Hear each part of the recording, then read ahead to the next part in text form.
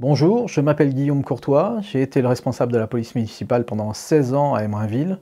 J'en suis parti en 2017 suite à des profonds désaccords avec Monsieur Kellior et j'en suis parti pour pouvoir me présenter aux élections municipales avec Monsieur Quignon dans la liste CAPEM. Alors, un exemple de désaccord avec Monsieur Kellior, par exemple le parking qui a été construit avenue de la Convention à Malnoux. Ce parking a été construit en bafouant les règles de la propriété puisque cet endroit n'appartenait pas à la commune mais à l'Agence des espaces verts d'Île-de-France. Monsieur Kellior a décidé quand même de construire ce parking et la semaine de l'ouverture de ce parking, il a été rasé par son propriétaire qui a retrouvé la jouissance de sa propriété normale. Donc, nous avons dû payer un parking et après, nous avons dû payer les frais d'avocat pour défendre la mairie. Autre exemple de désaccord avec M. Kellior, la politique de stationnement et notamment quand il a rendu le stationnement interdit rue du Lapin Vert. Des réunions publiques, deux à mon souvenir, ont été effectuées sur demande des riverains et non sur demande de Monsieur le maire, une grande preuve de sa démocratie. Des engagements avaient été pris et sur le terrain, le contraire a été effectué.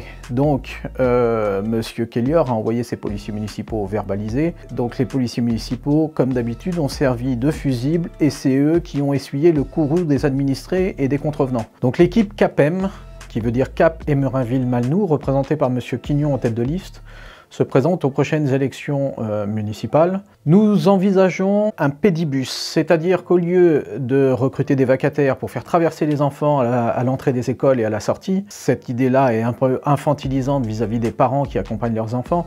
L'idée, c'est de composer un trajet et d'aller chercher les enfants dont les parents les ont précédemment inscrits, les enfants qui sont obligés d'aller à l'école à pied seuls, d'aller les chercher et de les emmener jusqu'à l'école pour leur apprendre la prévention routière, la sécurité routière sur le trajet, encadré par un adulte avec chasuble rétro-réfléchissante pour tout le monde, pour l'enfant et pour les adultes. Nous envisageons également des interventions au collège sur la prévention au harcèlement, au cyberharcèlement, prévention également sur les conduites addictives pour les collégiens. Nous voudrions également recruter un médiateur. L'idée est donc de faire de la médiation entre les jeunes et la mairie pour désamorcer les problèmes qui peuvent survenir sur la voie publique, les interprétations qui font qu'on peut être confronté à des violences urbaines, des choses comme ça.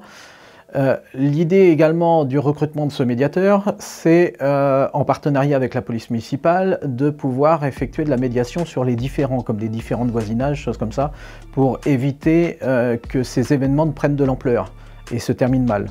Également, ce serait de créer ce qu'on appelle l'alternative exclusion, c'est-à-dire qu'avec une convention avec le collège, lorsqu'un élève passe en conseil de discipline et à l'issue de ce conseil de discipline est exclu, l'idée c'est que la mairie prendrait en charge cet élève pendant son temps d'exclusion, qui n'excéderait pas 3 jours, d'accompagner cet enfant dans un point d'information jeunesse qu'on aurait créé, et d'accompagner également cet enfant à la police municipale pour avoir un petit rappel à l'ordre ou rappel à la loi sur les conséquences de son acte, et puis également de l'accompagner avec le médiateur au tribunal pour voir une journée de procès. Que l'enfant comprenne bien la vie civique française et les règles de vie en société. Alors l'idée c'est d'étoffer également les effectifs de la police municipale.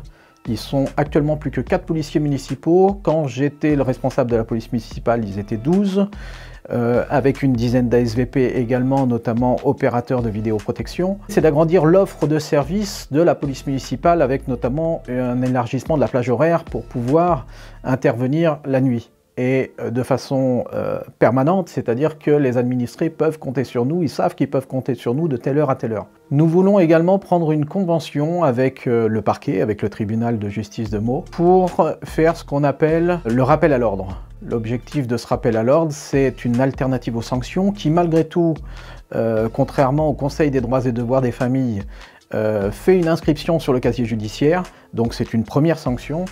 Et l'objectif est également derrière d'obtenir réparation du jeune qui a commis son acte, c'est-à-dire par exemple un tag, qu'on puisse avoir le nettoyage de ce tag par ce jeune. Donc le rappel à l'ordre et derrière la réparation. Nous voudrions également prendre une convention avec un hôtel, l'objectif étant l'hébergement d'urgence d'une personne violentée lors de violences conjugales, pour la mettre à l'abri le temps de la procédure. Nous souhaitons faciliter l'accès de tous les habitants aux gestes de premier secours. C'est important de pouvoir porter assistance à quelqu'un qui fait un malaise devant vous. Nous voulons également reprendre un lot et un contrat de maintenance pour la vidéoprotection. Lors d'une réunion publique, nous avons appris qu'une personne avait devant chez elle une caméra et qu'il y avait les fils qui pendaient depuis quelques semaines parce que la caméra était partie en service après-vente et qu'elle n'avait pas été remplacée. C'est inadmissible. On offre un service et derrière le service n'est pas là.